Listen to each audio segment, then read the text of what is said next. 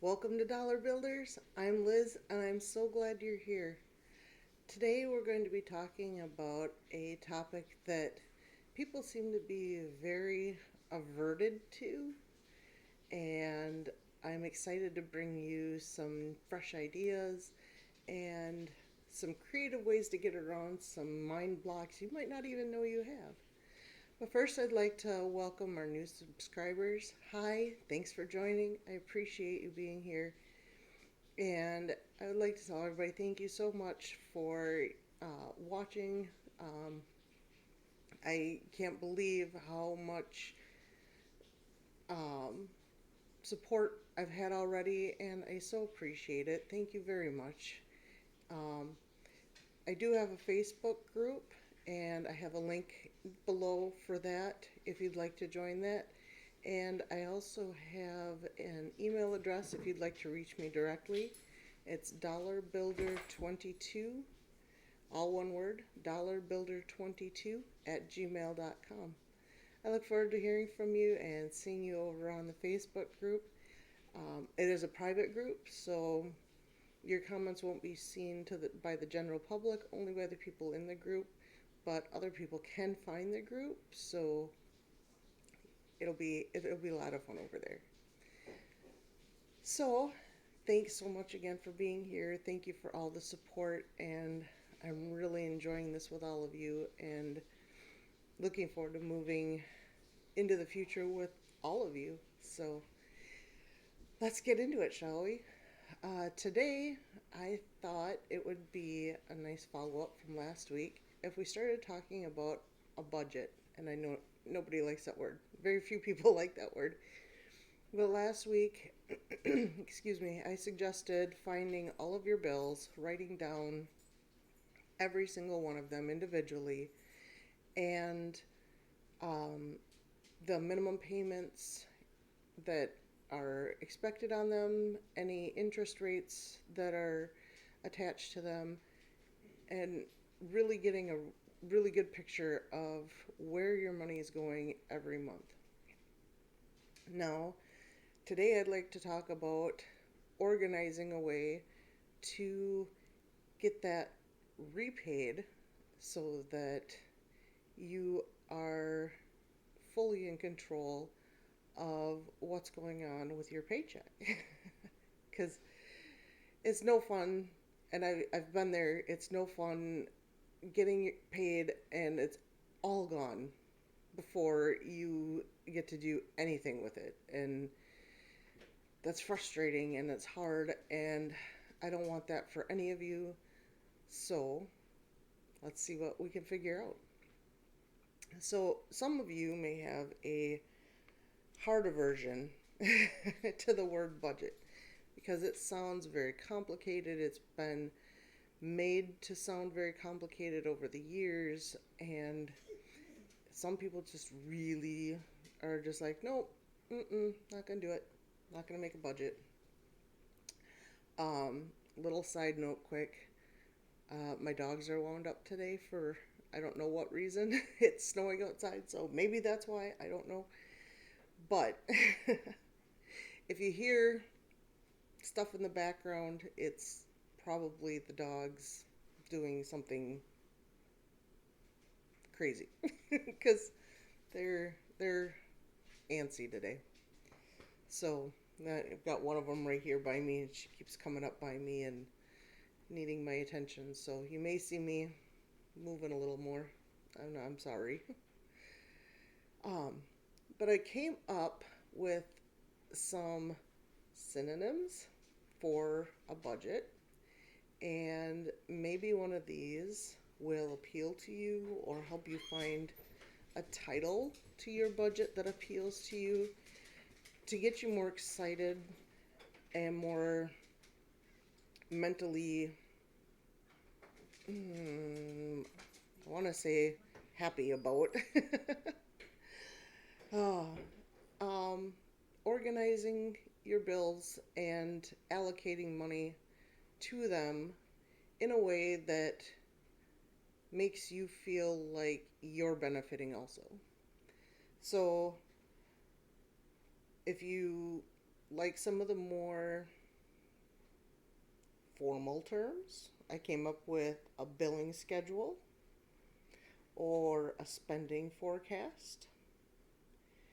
Um, if you like the spending forecast thing, I've got my notes down here, sorry.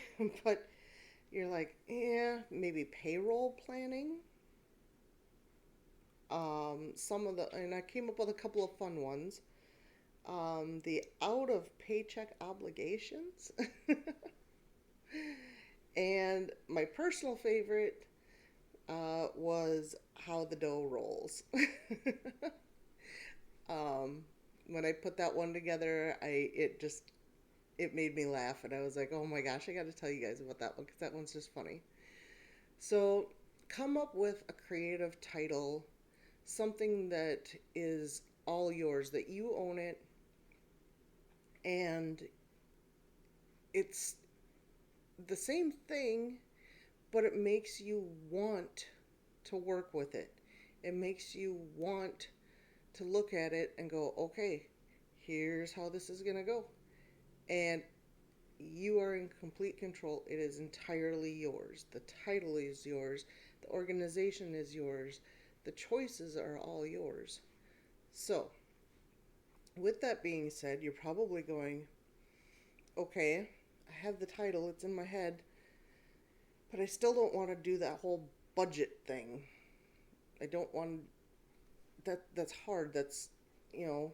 And truthfully, you're probably only thinking of one way to do it. I can help you there too.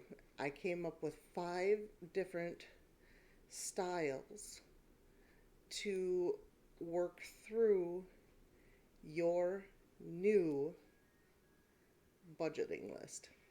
Whatever you named it, I think I'm going to go with payroll planning for the sake of this video. I think that's kind of right in the middle. So your payroll planning sheet, I came up with 5 different ways for you to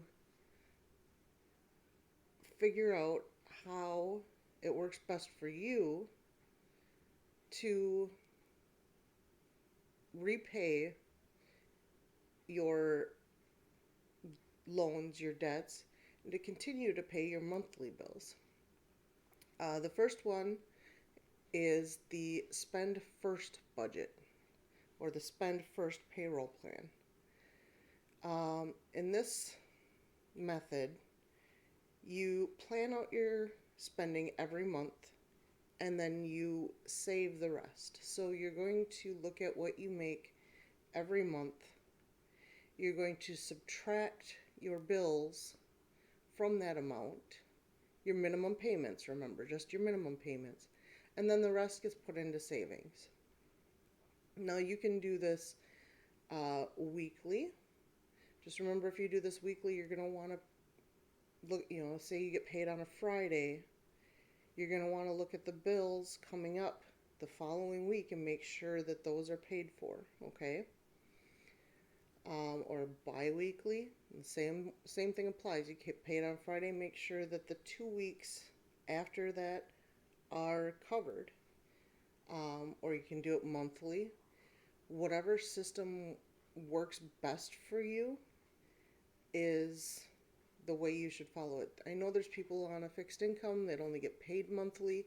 This might be the best option for you, since it's based on a monthly payment schedule. The next method I have is called the Save First Payroll Plan. See, it can be done. This is where you put a certain amount of money or a certain percentage of your paycheck into a savings account first.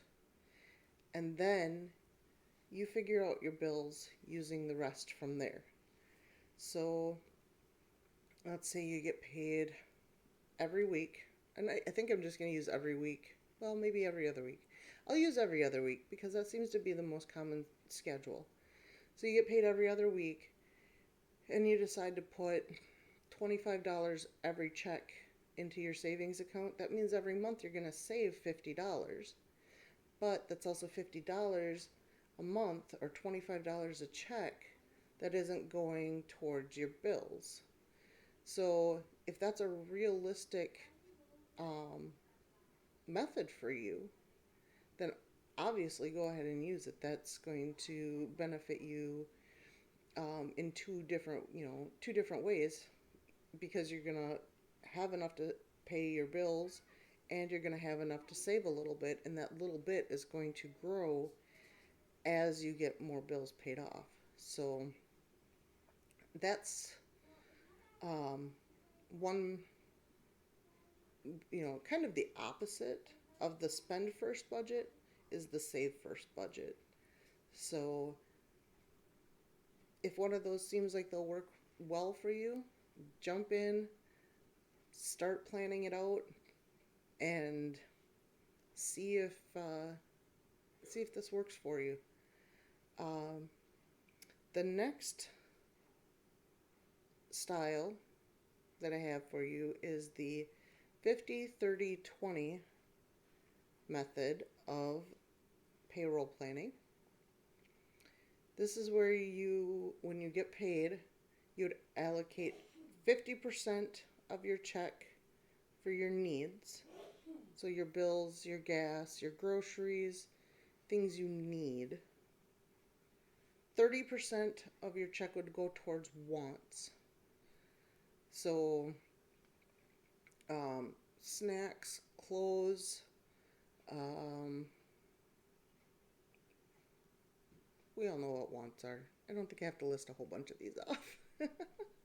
Shoes, some people have a want for shoes. Anything collectible, any of your collections. I crochet, so one of my wants would be yarn, crochet hooks. Sometimes they feel like a need, but when it boils right down to it, they are a want. And 20% goes into savings. Now, if you're 20% of your check, if that's not realistic, obviously start lower and put that extra percentage into your needs, because your needs they're the most important on that list. They're your shelter, your electric, your utilities, things like that. Those are your needs, okay? And we need to make sure each of our bills get paid every month. That's a need. So if you're not at that point, if you go through your 50-30-20 and you allocate all of that, and you have 20% going to savings, but you still need a little bit more up here in your needs, then go ahead, cut your 20% savings down a little bit, and maybe even some of your 30% of your wants. Maybe you need to cut them both down a little. Put those into your needs, and that way everything is taken care of. All of your absolutely necessary bills are taken care of first. Another payroll plan that I thought might be useful or helpful, it's called the zero-based budget. And I think this is the one that most people think of when they think of the word budget. But for the zero-based payroll plan, you give every dollar out of your paycheck a purpose. So if you bring home $1,000 on your paycheck, and I'm just using very, very easy numbers because I don't math well. I really don't. I'm sitting here talking about numbers and dollars and money, but I don't math well. I don't.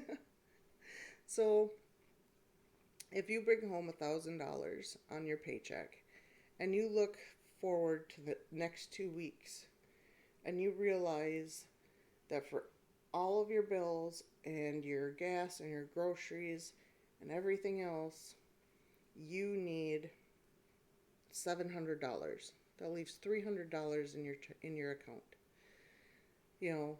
So that's going to give you some cushion. Now, when I mean cushion, I mean money that you leave in your account for unexpected things that come up. So my husband and I, when we're going through and we're figuring out our bills, the way our paychecks fall is every week, the way we get paid individually.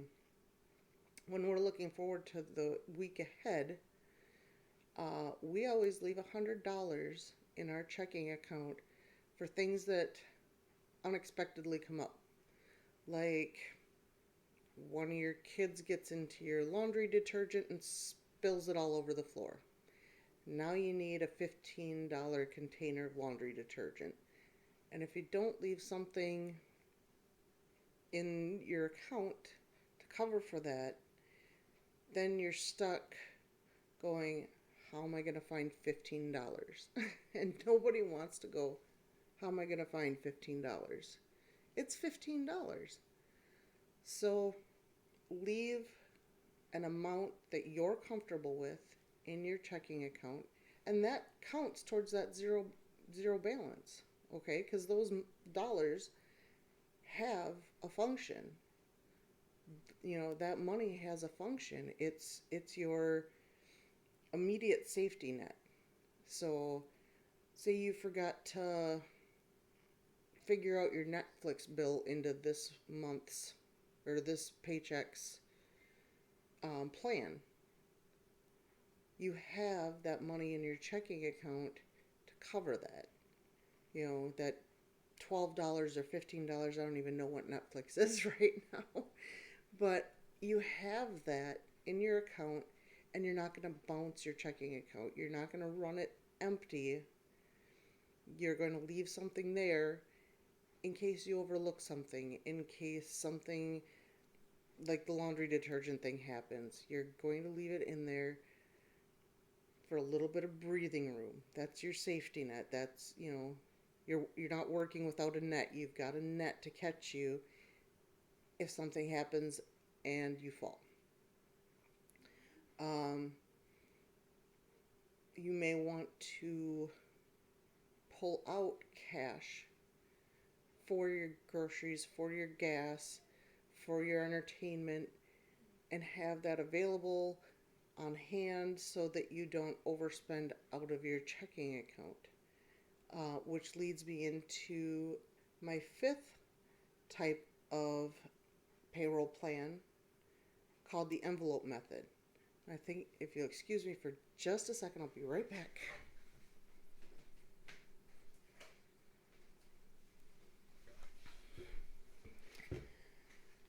So the envelope method is where you pull out your cash or you write out your checks and you put them into an envelope so that they are taken care of, and you don't have to worry about them coming up. They're spoken for. They're done. It's put aside, and the rest of the money in your account is yours. So what I would suggest is using something like this. Now this is just there we go. Kind of like one of those organ type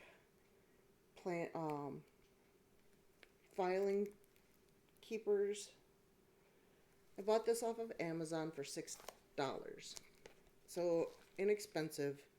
It's got 13 pockets, 12 tabs. It comes with the paper inserts that you can put into the tabs so it's easy to organize. Something like that would be easy to keep your envelopes put away, out of sight, out of mind until you need them and you know exactly where they are. And you don't have to worry about relabeling all these envelopes every month.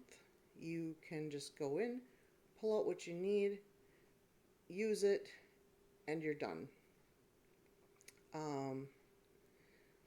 The envelope method is very nice for people who like to use cash only or checks only. So that way put aside. I mean, when you don't necessarily know the amount of your bill coming up or the date of your bill coming up, because some of those bills have kind of a fluctuating due date because they're due on the third Friday of the month, so that due date fluctuates a bit. Um, you can put that money aside in there for that, kind of an estimate of what it is. Put that in there so that it's set aside, it's allocated, it's, your money has been given an assignment, and you don't have to think about it anymore until that due date comes up, until it's closer, and then it's right there, it's ready for you. So you might be wondering what type of payroll plan we use here, and we use kind of a combination actually. And I want to invite you to use bits and pieces of each of these or different ones that you find that work best for you. Find that comfortable point that works for you, because that is what's going to make you successful. Is that when you feel like you're in control of things and you're not so rigidly bound to just one thing, unless that works best for you, find bits and pieces of different styles, make them work for you, figure out how to mesh them together, and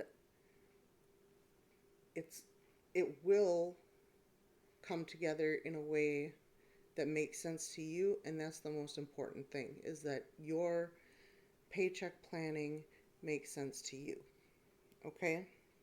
So we use a bit of the Save First budget.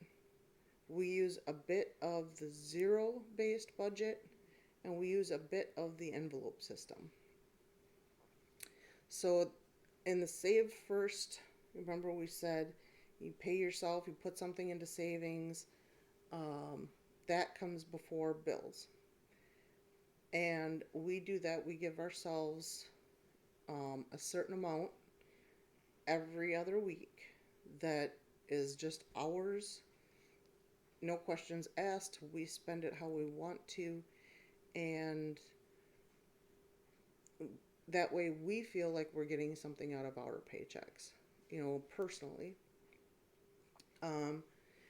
After that, we use the zero-based budget. We kind of have an idea how much we use for gas and groceries. We look ahead to the following week, figure out which bills need to be paid, get those paid off, and we leave at the very minimum, like I said, $100 in our checking account for those unexpected things, like the laundry detergent being spilled by your toddler, or the dish soap being used by your elementary schooler to make bubbles. Things like that. Oops, I missed that bill, I need to get that taken care of. Like I said, I'm just using an easy number, $100 in your checking account. If that amount doesn't work for you, leave an amount that works for you in there. Maybe it's $50, maybe it's $40. But you have to leave yourself a bit of a safety net, a little bit of breathing room in there for the upcoming week or 2 weeks between your checks, so you don't end up bouncing a whole bunch of payments and end up paying more when you really don't need to. We also use an element of the envelope system. Every week we pull out about what we're averaging for gas between the two of us. We pull out what we have agreed on for a grocery budget, and we put those in envelopes. And we have our envelopes, put aside so that money is only for those purposes. So I know when my gas tank is running low, I can go to that envelope, pull out $20 or $40, whatever I need, to fill my gas tank and go and do that. And my husband has the same luxury. You know, he just goes to the envelope, pulls out what he needs, and he's got gas money. Same with groceries. When it's grocery day, go and grab that money out of the envelope, go grocery shopping. We don't have to worry about checkbook balances or anything like that because the cash is in hand. Anything we have left over, if we have anything left over with gas prices lately, we haven't. Groceries, we haven't, because everything seems to be a little on the high side right now. If by some chance we have something left over, we do have a third envelope for fun and entertainment that we put anything extra from those two into. And that way, if we want to go to a movie, if we want to go roller skating, if we, just want a weekend away, we have money to at least contribute to that. It may not cover the entire expense if it's a bigger expense, but we have money to contribute to it so we don't have to find the entire amount right away. So that's our system. Like I said, we use a little bit from a few of these, and we're not concretely locked into just one going, this is how we do it, period, end of story. We've adapted our payment planning, our paycheck planning into what works for us using bits and pieces of these three different methods. So I'd really encourage you to sit down, look at your payment dates, look at your bill due dates, look at your minimum amounts, and your weekly expenses, your bi-weekly expenses. Try to find a way that works best for you and start using it. You can always tweak it. You can always tweak it and make it work better for you as you go. But really just get started. Start somewhere, see how it works, and adjust it to what makes sense for you. So hopefully this made sense today. I really hope that you got some helpful information out of this and that you're encouraged and inspired to start really taking command of your paychecks, of your money, because it's your money, really giving your money a purpose and figuring out how to make everything work better for you so that you know what's going on better than your paycheck does before you even get it. So thanks so much for joining me today, guys. I really appreciate you being here. Have a great day, and I can't wait to see you next time.